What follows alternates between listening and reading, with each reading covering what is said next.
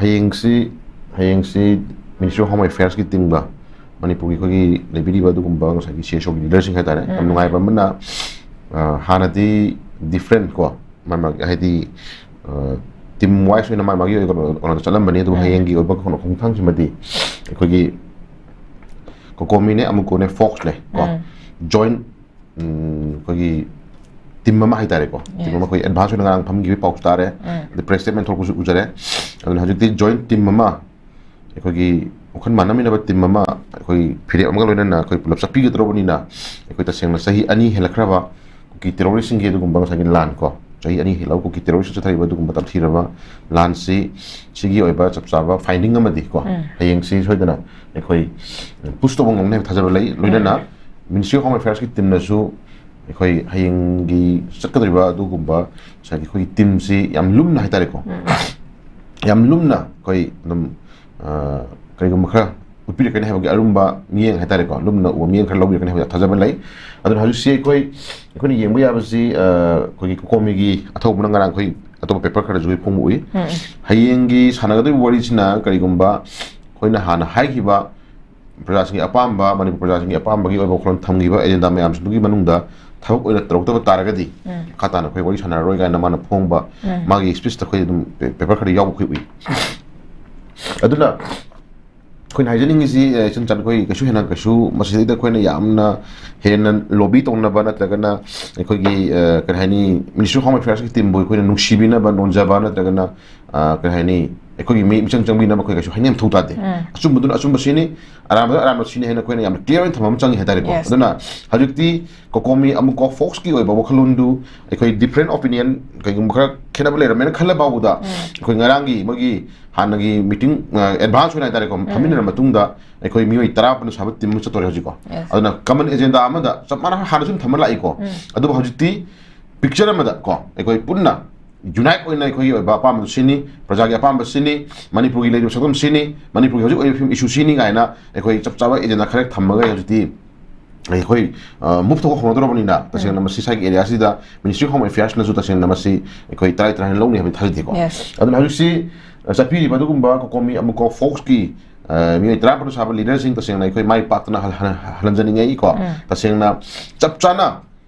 khoi thona phara ba dugumba miyam gi ba mihut ko miyam gi ba CSO leader hai tare ko aduma mani program miyam gi mohut sundana le bi ba dugumba CSO leader ngata ni ko aduna chapchana madu Ministry of Home Affairs ki ba table da khoi mani program na ngasi thenari ba awas theng mayam ko sai nisang se thenari ba awas theng mayam gi wari haji ba ku ki terrorism cha thari ba lan haji mak changjal laga tawri ba niti niyom mayam ko PR le ra bhaguda PR gi manungda tawri ba lan mayam la long mayam je khoi chapchana khoi thengnabi kan habi thajab haitare ko khoi praja amune khoi adu thajab khoi lejari aduna chapchana khoi tasengna khoi Manipur praja na pami ba adu den Manipur gi hanagi puar gi history lejaba dugumba history mayam ji tangkak naina masa single khoi thambira matungda tasengna Ministry of Home Affairs site gi madugi oiba masagi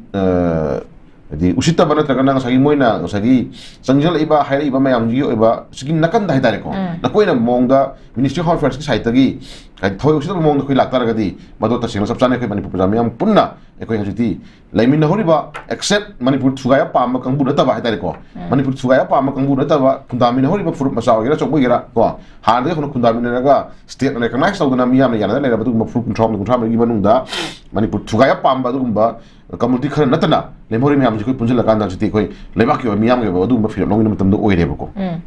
aduna chapiri ba dugumba ko komi amuko fox ki leaders gi damak tai khoi tasengna khoi miyam na chapchana madu thena ngamba ko akoina pami be jinda khudimak phurma matamda Ministry of Home Affairs na tasena thawai hokchang yauna khoi thau tawbir pang ngamna bi damakta chatliba moi mi tara pang damak tai khoi ngasi kahani nija bhai tare ishwar ko ishwar nija ba prayer tawja khoi khurum jaba ko bena do khurum jaba moi thongal jen happy ba ko chapchana Ministry of Home Affairs ngbu gonchen nama tamda thongna hanbi da ba ko chapchana Manipur history putho kan da Manipur da awas thengna ani putho kan da table la nai rakma tamda ekoi chapi me dugum ba mioi kokomi amuko force ki timi trapor sabat tim gi thona je ibu do event na thona happy da na chapchana koi Manipur ga ba puar gi khoi history do putho ga ekoi thamma table la ko chapchana wari putho ngam ba dugum ba tanga ama oirasunu hai ba phunje ai hamara round thamjake ko aduga then side am do thamjani si ekoi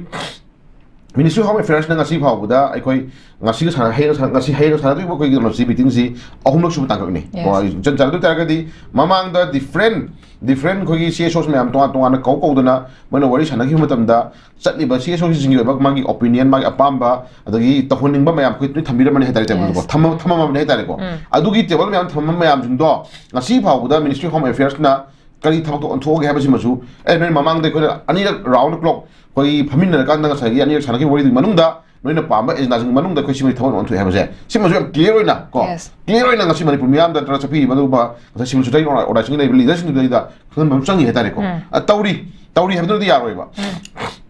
tauri ko honari noina hairama miam ko yengi ga na haira kan da ngasi ka daure asuma kan tauri na haiba ko do den na sigi manung si da tauri hai do gi hai ba gi manung du da kada ono tele sunu kan da kogi manipur mai wonda ba da manipur muthut ka da uni ha ba dugumba ai ko ngak sin ni lai ba dugumba central security force ngi adugumba mathung huk to thong ma ya sthari me am ko ji ubi de na ko adu lai me am ji jan jan ko ni yeng da bu ji ai khoi bu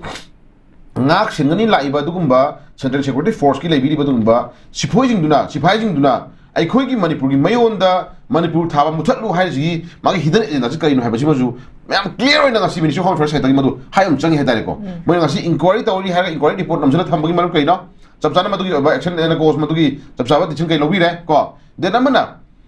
free movement ngasi बोगी हंड्री मरम कइनो हाय issue मे आम जि तछन हाइतार गदि कोइ ममांग the different clock ID round the clock कोइ वरी सनर मतुंग दा अखोइ पन्नगी हाइनगी बे नाम याम याव मुंग द अमने बको अदु ngasi gi ahumok suba bari sanagada tang sibagu nungda mamangda yanagi mamangda hainagi mamangni thamba proposal me amjing do adugi manungda ko simai thamo on the chudi ko thamo torok ni ga habagi thajabdo madu hanna ekhoi lei preparation da Ministry of Home Affairs ki site gi bado khonum changi hetari ko aduna ekhoi chapi ri mayam jing si jan jan ka shuhen hainga laite ko kashin hainga laite chap chana Manipur prajami lakh 30 something hen badu gumba prajamiyam Manipur thugaya pam kangbu sing dugi oi por ma yaw draga su lemhori ba khundami hori ba macha achuk ma yam gi ekhoi gi dait long duna dumba miyam gi apam ba miyam gi awana kon magi damta central leadership sanai bali la sing ta sing ekhoi thengnaru ra ge chapira ba dumba ekhoi gi kokomi amuko fox ki tim ngasi again amu repetition to jeri ko ibudo even dong na thoyan bidana chap chana ekhoi thengnama ngamba ko chap chana thengnama ngamba gi tang to pibu oina sunu ha phum thamjara kanda makha ta badudi tasingna let's see ekhoi de 30 gi oiba outcomes ko yenga matungda makha ta na ekhoi projam miam khu sela le matam moi haji ko khu sela le matam moi aduna ekhoi ke dominance gi ha ba ko yam crucial stage ni ekhoi ke dominance gi ha matam ne koi kupni yenga kan ekhoi ngasi di ka dore manipur kanna bi damak manipur kan jahuna bi damak ekhoi himinari fru khuding mai ekhoi amato ina punjal laganda chatli ba tim ji gi oiba response koi pakhum ekhoi ngai raga ko pakhum ngai raga सब साना Manipur convener na bohona matamda ekoi thodang lomi na bidama Manipur project khuding mak ekoi ji khu shelaga ko ekoi yinga kai phadan ekoi rahani tangak nai na Manipur kan jona ekoi thodang lomi na bidam sem sale matam do oi have bhumje ha thamjagi jan okay amanda su kawra krabani ahumlak su bani but kogi ozana sabi bayam chume kogi phongdo kriba kogi media CSO site gi thamki bo wafam singsing asi fawda thabakta fully implement torabra haibasidi hangninga ba question amakak oidore bani but hayingi sanagadore ba koi talks da kogi chapchana kogi Mayday CSO gi chatkadoriba CSO gi site gi thamgadabra wafam singsa koi mapung fana fully implement tarokpa ocean haba wafam dugalonena ay